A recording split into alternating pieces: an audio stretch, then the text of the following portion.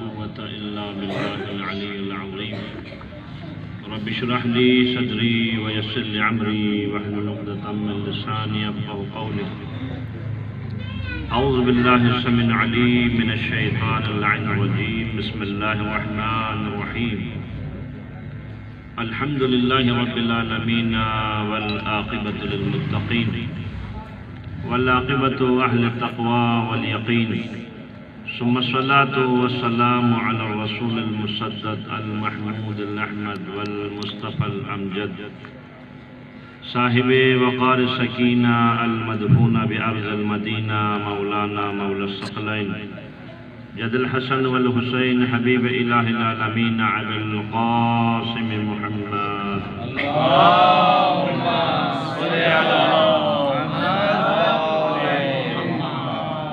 الذين أذهب الله عنهم الرجس وطهرهم تطهيرا اللهم صل على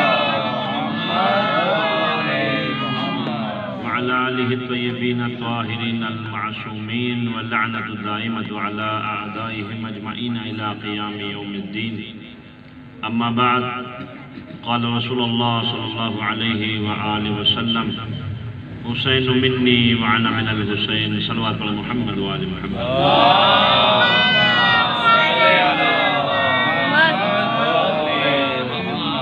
ولادت بسعادت حضرت زینب کبریٰ سلام اللہ علیہا، حضرت امام حسین علیہ السلام، حضرت ابوالفضل عباس علمدار، حضرت امام زین العابدین علیہ السلام اور جمع خانوادہ اہل بیت جن کی ماہ شعبان مبارک میں ولادت ہے، اس کی مناسبت سے سب سے پہلے زمانے کے امام کی خدمت میں، اس کے بعد آپ تمام مومنین کی خدمت میں ہدیہ تبریک پیش کرتا ہوں۔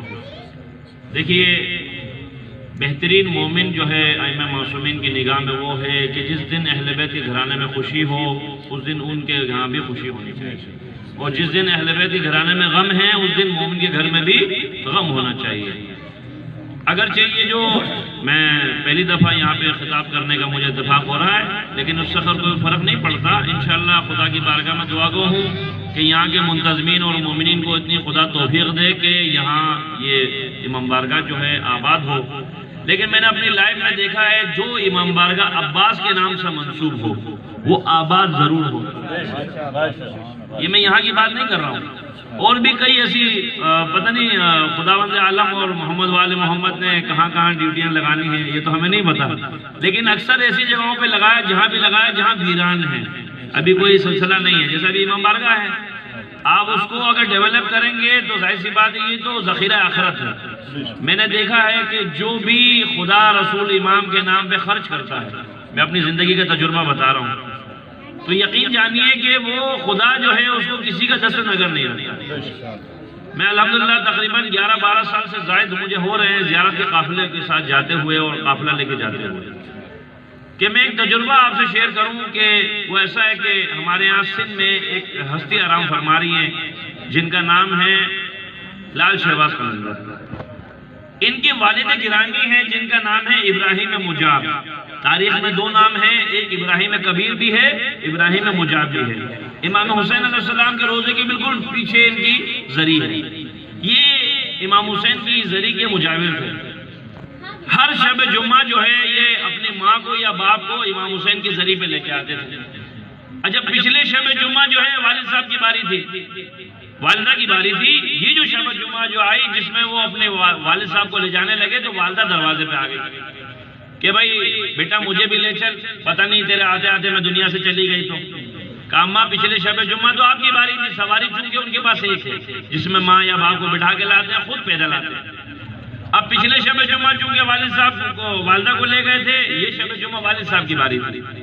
اب والدہ کو کیسے لے کے جائیں، سواری تو ایک ہے، ماں کو اپنی پشت پہ اٹھایا ہے پڈی پہ، اور والد صاحب کو سواری پہ بٹھایا ہے۔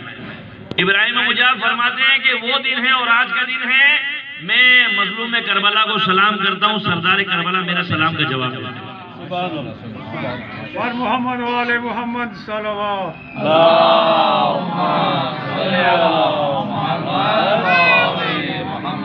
یعنی مقصد کیا ہے؟ ماں باپ کی خدمت۔ میں نے اپنی لائف میں ایسی اولادیں بھی دیکھی ہیں کہ جو ماں باپ کی نافرمان، لیکن ماں باپ کی جیسی آنکھ بند ہوئی، فطرت پدری کا تقاضا ہے، خون کا تقاضا، خون جوش مارتا ہے، تو ماں باپ کے مرنے کے بعد کیا ہوا صاحب، وہ جو ہے تمام حقوق ادا کر رہا ہے، باپ کی ماں کی قضا نمازیں بھی پڑھ رہا ہے، اس کے قضا روزے بھی رکھ رہا ہے، اس کی واجبات، اس کے جتنے بھی جو کچھ اس کی گردن پہ سب ادا کر رہا ہے۔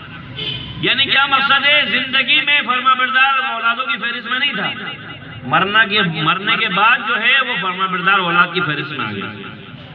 یعنی ایک ایسی ریٹرن بال ہے، جو ماحول آج آپ فراہم کریں گے کل کو وہی ماحول آپ کے ساتھ ہوگا۔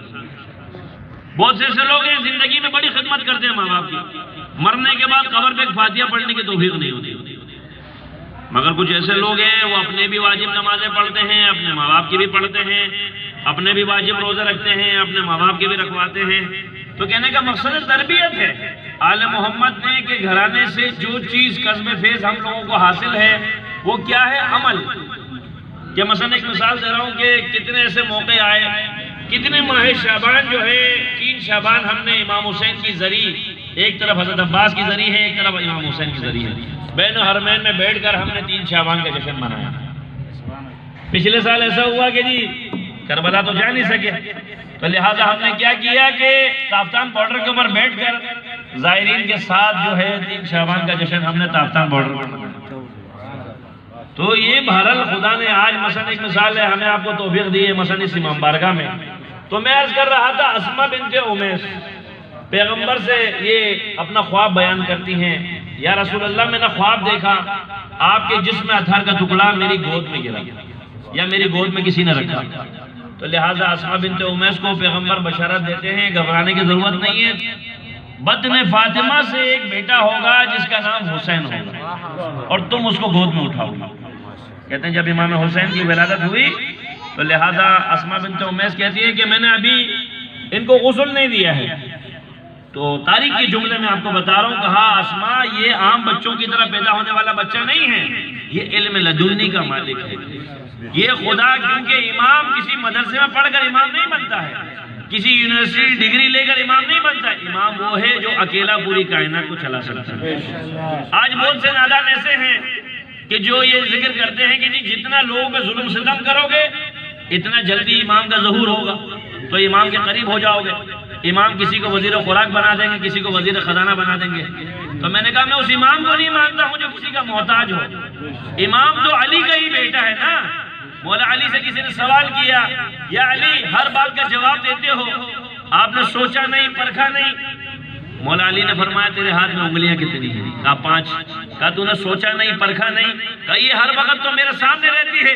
کہا تیرے سامنے جیسے 5 انگلیاں ہیں، علی کے سامنے پوری کائنات ہے، اسی کا بیٹا ہے۔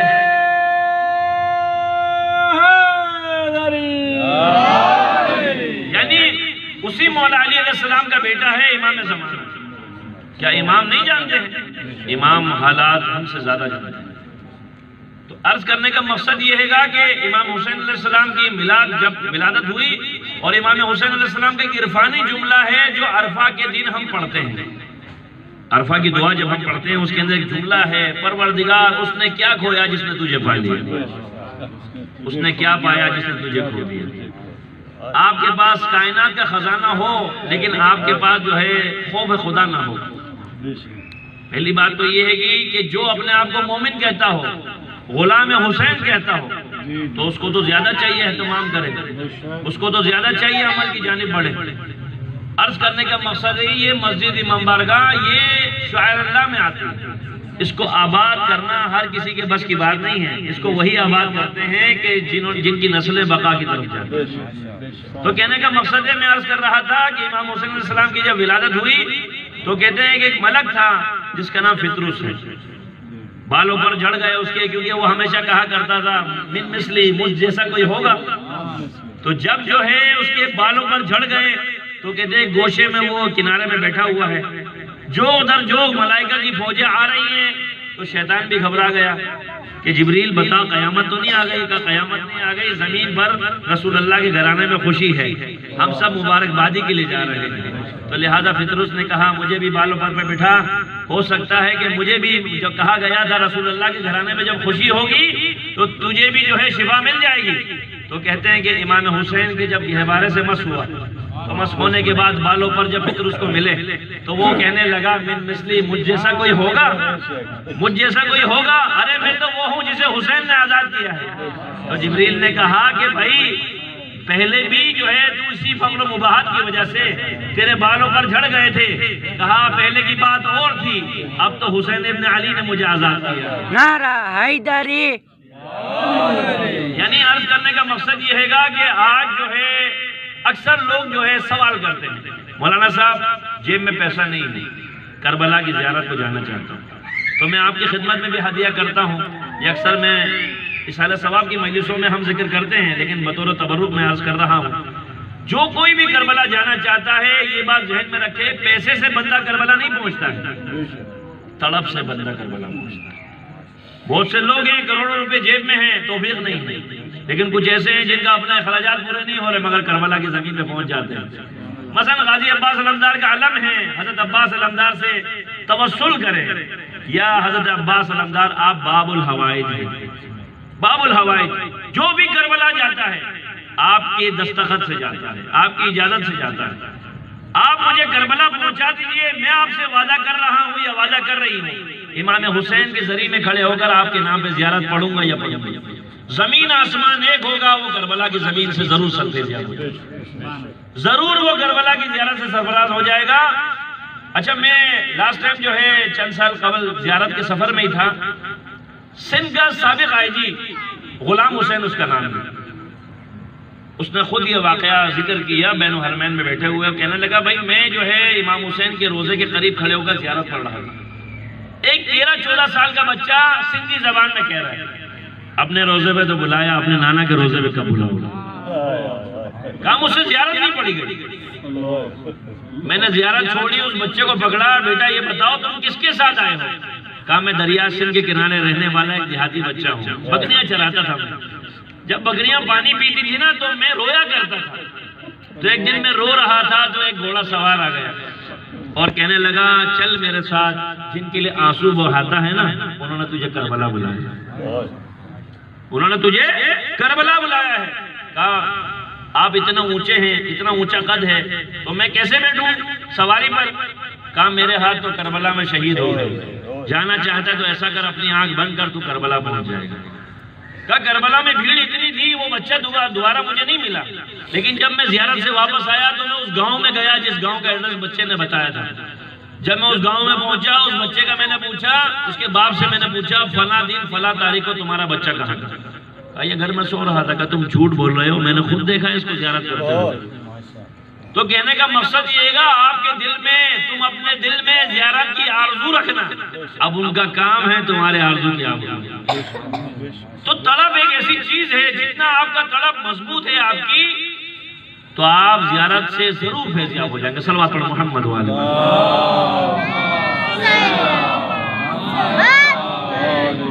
اچھا یہ بھی ہدیہ کرتا چلوں کہ آج مثلا ایک مثال ہے، بہت سے حضرات ہیں، آج ہمارے قوم میں ایک بیماری آ گئی ہے، وہ بیماری کیا ہے صاحب؟ جو 50 بندوں کی جھرمٹ میں آئے، کہتے ہیں وڈا مولانا جی، وڈا عالم ہے جی، جو اکیلا آیا اکیلا چلا گیا، لکیر کا فقیر ہے۔ یہ تو کوئی بات نہیں ہے، کہنے کا مقصد یہ ہے گا کہ جس کو جتنی توفیق ہے وہ اتنا ہی کام کرتا ہے۔ ہر آدمی کو دسترس حاصل نہیں ہے، ہر آدمی کو توفیق نہیں ہے۔ توفیق ایک ایسی چیز ہے جس کو توفیق میسر آ جائے تو قبولیت کے درجے پہ وہ ضرور چلا جاتا ہے۔ ایک عالم تھے، وہ مجتہدین کے گھروں میں مجلسیں پڑھا کرتے تھے، تو عاشور کی صبح کچھ بچوں نے کہا ہمارے گھر پہ مجلس پڑھیں گے؟ کہا ضرور پڑھو، مگر بیٹا 5 منٹ سے زیادہ نہیں پڑھو۔ کہا ٹھیک ہے آپ آئیے گا مجلس پڑھنے کے لیے۔ جب وہ مجلس پڑھنا انہوں نے شروع کی اور بچے تھے تھوڑے چھوٹے چھوٹے بچوں نے مجلس رکھی ہے عاشور کی صبح، وہ کہہ رہے ہیں خود میں نے پتہ نہیں کتنی دیر مجلس پڑھی، مجھے خود اندازہ نہیں ہے، اور مجلس پڑھ کے اٹھ کے جانے لگے تو بچوں نے کہا ٹھہر جائیے آپ کے لیے چائے ہم نے بنائی ہے، قہوہ چائے۔ ایک پیالے میں قہوہ چائے لے کے آئے، کہا یہ آپ پیے۔ چائے تھوڑی سی ٹھنڈی تھی، انہوں نے 2 گھونٹ پیا، پینے کے بعد اس کپ کو منبر کے بعد چھپا کے گھر آگے سو گئے۔ تو خواب میں جناب سید کونین سلام اللہ علیہ کو دیکھا،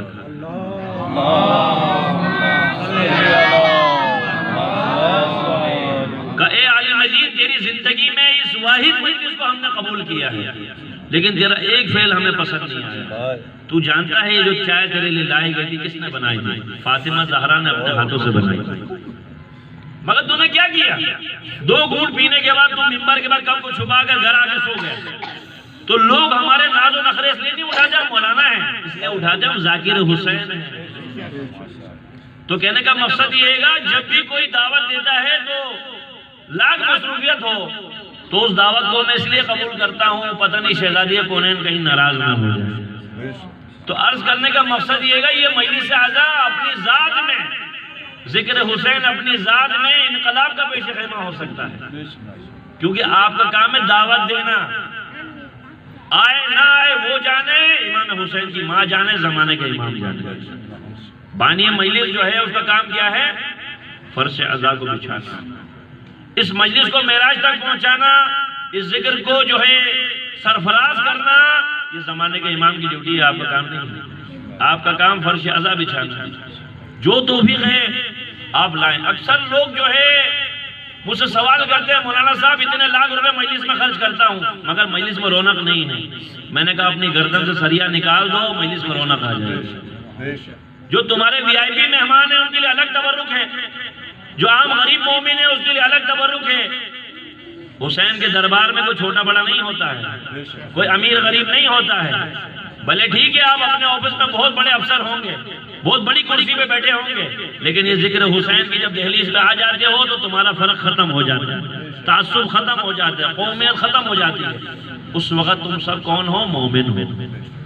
تو لہٰذا ہمیں اپنے گروانوں میں بھی تو جھانکنا چاہیے نا.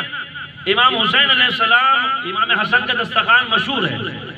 تو شام کا حاکم ہمیشہ جو ہے وہ طنز کرتا تھا کہ جی آپ دسترخوان بچھاتے ہیں، اتنا خرچہ کرتے ہیں، تو لہٰذا ایسا نہ ہو مشکل وقت میں آپ کے کام آ جائے گا.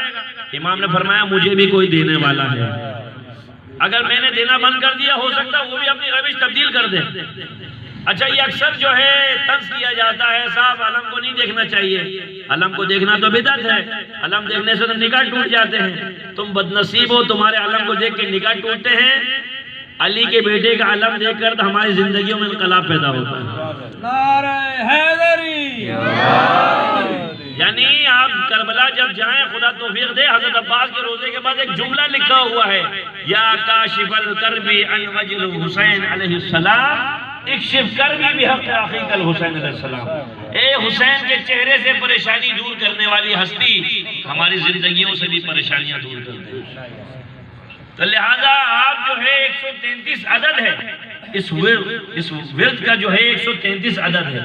11 مرتبہ والآخر درود، 2 رکعت نماز پڑھیں. اگر علم کے قریب یہ عمل کریں تو زیادہ تاثیر ہوگی. اس کے بعد آپ دعا کریں، پھر مشکل جانے علی کا بیٹا جانے. تو کہنے کا مقصد یہ ہے کہ آج جو کام ہے، آج مثلا ایک مثال ہے، ایک زمانہ تھا جب جو ہے امام بارگاہ کم تھے لیکن لوگوں میں خلوص زیادہ تھا. آج تو بھائی یہ تو خیرپوریوں کا امام بارگاہ ہے، یہ فلاں کا امام بارگاہ، یہ فلاں کا امام بارگاہ. امام بارگاہ کسی کی ملکیت نہیں ہوتی بھائی، امام بارگاہ امام کی پراپرٹی. خدا رسول امام کا گھر ہے، یہ کسی کی ملکیت نہیں ہے.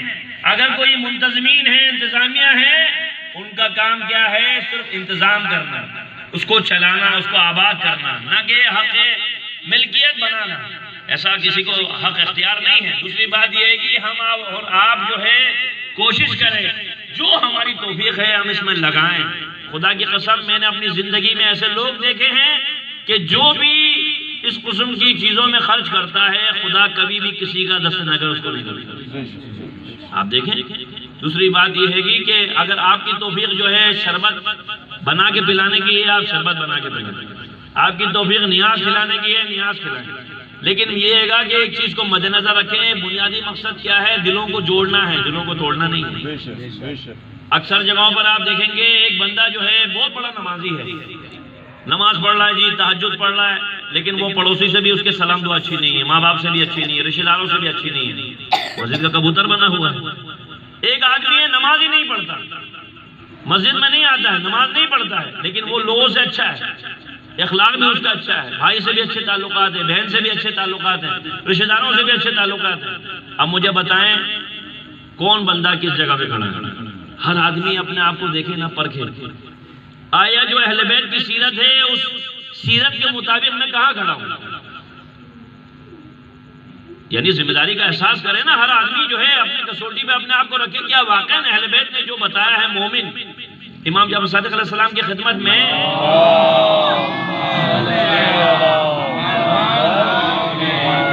اچھا اس قسم کی روایتیں جب ممبر پہ پڑھیں گے لوگ سمجھیں گے یار یہ تو مولانا صاحب سٹیا گئے ہیں یا ہو سکتا ہے کہ ان کا دماغ خراب ہو گیا ہے, لیکن ہے تو امام کی روایت, اپنی طرف سے تو میں بیان نہیں کرتا ہوں. امام کی خدمت میں خراسان سے ایک شخص آیا اور کہنے لگا کہ جی 1,00,000 افراد تو آپ کی نصرت کے لیے تیار ہیں, تو آپ اپنا حق کیوں نہیں لیتے؟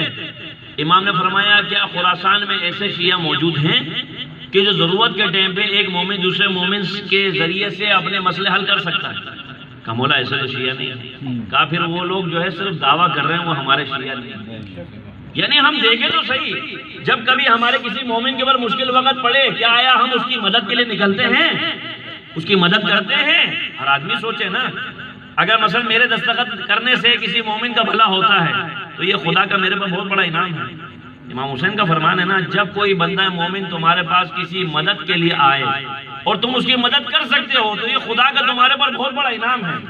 تو عرض کرنے کا مقصد یہ کہ صرف عمارت بڑی کرنا کافی نہیں ہے, آپ کے دل میں جگہ ہونی چاہیے. بھائی اہل بیت علیہ السلام جو ہے کیا چاہتے ہیں؟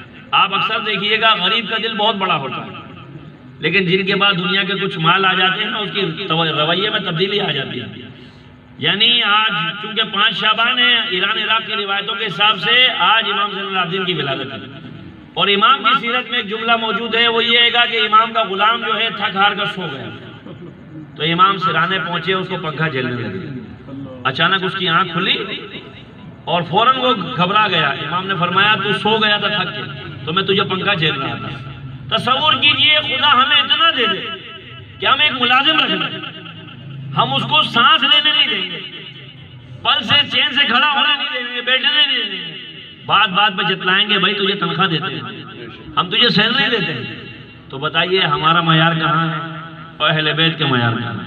ہمارا عمل کہاں ہے, اہل بیت کا عمل کہاں ہے؟ تو ان چیزوں کو مد نظر رکھ کے ہم زندگی بسر کریں تو بہت سی خامیوں کی طرف توجہ ہو جائے گی. اور یقین جانیے اہل بیت کا محب وہی ہے کہ جو اپنی غلطیوں کو سدھارے. اگر اس مجلس میں اس جشن میں ایک مومن بھی اپنے رویے کو تبدیل کر لے تو میں سمجھوں گا میری شفاعت کے لیے کافی ہے. صلوات علی محمد و علیہ.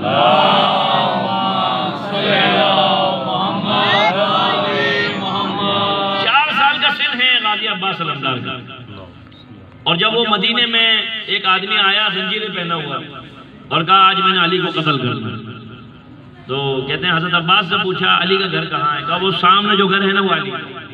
پوچھا کیا کام ہے علی سے؟ کہا علی کو قتل کرنے آیا ہوں. ابھی وہ مڑا ہی تھا تو اس کی زنجیر پر 4 سال کی عمر میں غازی عباس نے اپنا قدم رکھا, تو وہ شخص جو ہے لڑکھڑا کر زمین پہ گر گیا منہ کے بل. پیچھے مڑ کر دیکھا تو غازی عباس فرما رہے ہیں کہ علی کے بیٹے عباس سے تو لڑ لے, چلا ہے میرے بابا کو قتل کرنے کے لیے. یعنی ایک لقب ہے قمر بنی ہاشم. قمر بنی ہاشم جو ہے چونکہ صفین کا میدان ہے, 3 ہستیاں میدان میں لڑ رہی ہیں, لیکن علی اپنے خیمے میں بیٹھے ہوئے ہیں. تلوار چلانے کا انداز بھی علی کی طرح ہے, تیور بھی علی کی طرح ہے, شجاعت بھی علی کی طرح ہے. یعنی شام والے جو ہے چکرا کر رہ گئے, لڑے تو کس سے لڑے؟ دائیں والے علی سے لڑے, بائیں والے علی سے لڑے, درمیان والے علی سے لڑے. اور جب چہرے سے نقاب ہٹایا تو معلوم ہوا بیچ میں جو ہے وہ عباس ہے اور دائیں بائیں حسن حسین ہے. تو ایک مرتبہ جب آتا ہوا دیکھا نا تو مولا علی نے فرمایا ہاذا قمر بنی ہاشم, یہ میرا بنی ہاشم کا چاہتا ہے. یعنی کہتے ہیں کہ جب اکبر علی اکبر اور حضرت عباس جب جو ہے کسی رستے سے گزرتے تھے لوگ ٹوٹیاں باندھ کر جو ہے کھڑے ہو کر دیکھتے تھے. بڑا وجیح چہرہ تھا غازی عباس کا. دوسری چیز یہ کہ غازی عباس کون ہے؟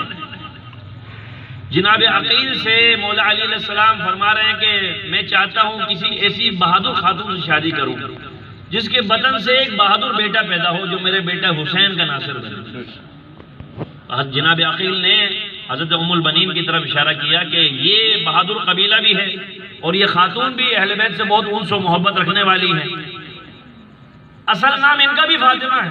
تاریخ میں 2 نام بڑے مشہور ہیں, ایک ام البنین بیٹوں کی وجہ سے نام پڑا, فاطمہ کلابیہ.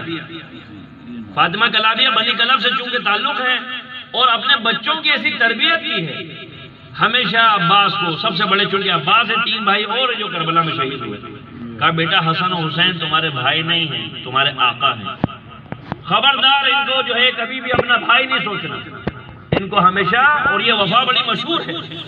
اور کہتے ہیں کہ میں بھی معجزات حضرت عباس جو ہے مطالعہ کر رہا تھا گھر میں، تو ایک نظر پڑی روایت کی، کہتے ہیں کہ نادر شاہ بادشاہ جب مولا علی کے روزے پہ پہنچا تو ہیبت جو ہے مولا علی کے روزے پر وہ جو تخت و تاج لے گیا تھا وہ مولا علی کے قدموں پہ رکھا روزے کے، اور اس کے بعد جو ہے کہا مجھے مجرموں کی طرح علی کے دربار میں پیش کرو، اور وہاں سے جو ہے چونکہ اس کا وزیر جو ہے شیعہ تھا کربلا لے کر آیا، تو ایک مرتبہ ایک آدمی بہت کربلا میں رو رہا تھا، اس نے وزیر نے سب سے پہلے امام حسین کے روزے کی زیارت کروائی، اس کے بعد جو ہے حضرت عباس کے روزے کی زیارت کروائی۔ ایک آدمی بہت چیخ رہا، کہا کیا ہوا؟ کہا ڈاکو جو ہے میرا مال و اسباب لے گئے اور جاتے ہوئے میری زوجہ کو بھی ساتھ لے گئے، تو لہٰذا وہ بڑا عجیب طریقے سے رو رہا ہے، گریہ کر رہا ہے۔ کہا دیکھو اگر حضرت عباس اتنے جلالی ہیں کہ اگر کل صبح تک تیری زوجہ اور تیرا مال و اسباب واپس نہیں آیا تو میں تجھے قتل کروں گا، تو کہتے ہیں کہ تھوڑی دیر نہیں گزری تو وہ جو ہے دوبارہ چیخنے لگا، تو نادر شاہ نے پوچھا اب کیوں رو رہے ہو؟ کہا اس لیے رو رہا ہوں کہ میری زوجہ میرے ساتھ آ گئی ہے، میرا مال بھی مجھے مل گیا ہے، اور اپنی بیوی کا ہاتھ پکڑ کر حضرت عباس کے روزے کا طواف کر رہا ہے۔ تو نادر شاہ نے کہا جس طریقے سے علی جو ہے مظہر العجائب ہے، تو علی کا بیٹا ہے تو بھی مظہر العجائب ہے۔ صلوات پڑھو محمد و آلہ۔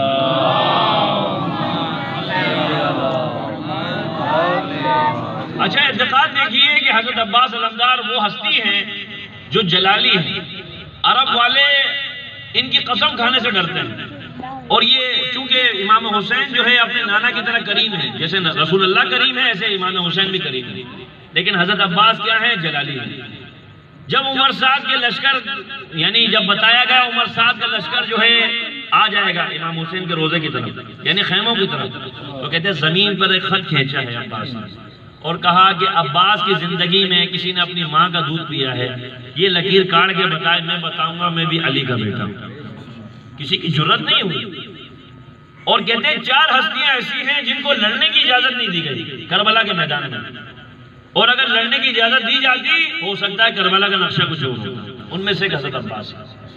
اور جناب زینب کبریٰ کیونکہ بیٹی جو ہے اپنے عکس میں ڈھلے نا تو وہ ماں کی عکس ہوا کرتی، ماں کے بعد زینب نے اپنے بھائیوں کا ایسا خیال رکھا ہے کہ ماں کی کمی محسوس ہونے نہیں دی، اپنے بیٹوں کی ایسی تربیت کی ہے، اپنے بھتیجوں کی ایسی تربیت کی ہے، اپنے بھانجوں کی ایسے پروان چڑھایا ہے کیا جہاں کہیں پر بھی امام حسین کا نام لیا جاتا ہے، جہاں کہیں بھی حضرت عباس کا نام لیا جاتا ہے، وہاں پہ جناب زینب کا بھی نام لیا جاتا ہے۔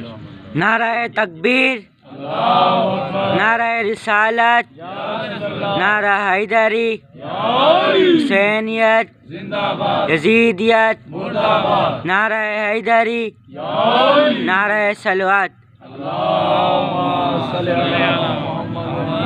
امام زین العابدین فرماتے ہیں میری بھوپی اماں زینب پر میرا سلام لاؤ، جن کی قید کے عالم میں واجب نماز قضا ہونا تو بہت دور کی بات ہے، ان کی تہجد قضا نہیں ہوئی، اور مقتل جاتے ہوئے امام حسین اپنی بہن سے کیا کہہ رہے ہیں؟ اے میری بہن مجھے نماز شب میں نہیں پڑھنا۔ ہم لوگ جو ہے محفل شہادت کی محفلیں سجاتے ہیں، مجلس اعظم منعقد کرتے ہیں، شبیداریوں میں جاتے ہیں، آپ ذرا تصور کیجئے جو میسج ہے، جو سیرت ہے کہ امام تو وہ ہستی ہیں، ان ہستیوں نے یعنی قید خانے میں بھی جو ہے خدا کو فراموش نہیں کی، مگر ہم کیا کرتے ہیں؟ خدا جب ہمیں کوئی نعمت دیتا ہے ہم عیاشی کرتے ہیں، فیسٹیول مناتے ہیں، اور جب کبھی ہمارے گھر میں کوئی تقریبات ہوتی ہیں اکثر لوگوں کی نماز فجر ہی قضا ہو جاتی ہے۔ اب پوچھا بھائی کیوں نماز فجر نہیں پڑھ لی؟ اس لیے نہیں پڑھی صاحب وہ رات بھر تو ہم اپنی دعوت میں تھے نا، اس کی وجہ سے صبح آنکھ نہیں کھلی۔ تو مجھے بتائیے کیا یہ مومن کا شیوا ہے؟ کیا مومن کو ایسا کرنا چاہیے؟ اگر ان چیزوں کو آپ نے مد نظر رکھا میں سمجھوں گا آپ کا جشن میں آنا قدم و قدم جو ہے حسنات و نیکی بھی ہوگا، آپ کی مرحومین کی مغفرت کا بھی باعث ہوگا۔ یاد رکھیے گا مومن کا آئینہ ہے، چونکہ ہم جو ہے اہل بیت کے ماننے والے ہیں، اہل بیت نے ہمیشہ اپنے ماننے والوں کو جس چیز کی تعلیم دی ہے وہ کیا ہے؟ وہ عمل ہے۔ اس چیز کو مد نظر رکھیں، خدا ہم سب کو حامی و ناصر ہو۔ اب چونکہ ہمارے غلام قمر بھائی نے پروگرام بھی ہمیں اچانک دعوت دی تھی، تو پہلے سے بھی ایک پروگرام ہمارا تھا جس کی بنا پر اب زیادہ ٹائم میں نہیں دے سکا۔ خدا کی بارگاہ میں دعا ہوں خدا بندہ متعال حاضرین کی جو بھی شرعی حاجت کو پورا فرمائے، اس جشن کو بانیان اور ہم سب کی مغفرت کا ذریعہ بنائے۔ پروردگار ہم سب کو روضہ ابا عبداللہ حسین کی زیارت نصیب فرمائے، روزہ معاشرہ امام اطہار کی شفاعت نصیب فرمائے، امام زمانہ کے ظہور میں تعجیل فرما۔ پروردگار جتنے بھی مومنین نے دعا کے التماس کیے جو بھی شرعی حاجت کو پورا فرما۔ ہمارے منتظمین مومنین کو اتنی توفیق دے کہ اس امام بارگاہ کو صحیح معنوں میں تعمیر کر کے اس کی خدمت کرنے کی، اس میں اس کو آباد کرنے کی توفیق عطا فرما۔ والسلام علیکم ورحمۃ اللہ۔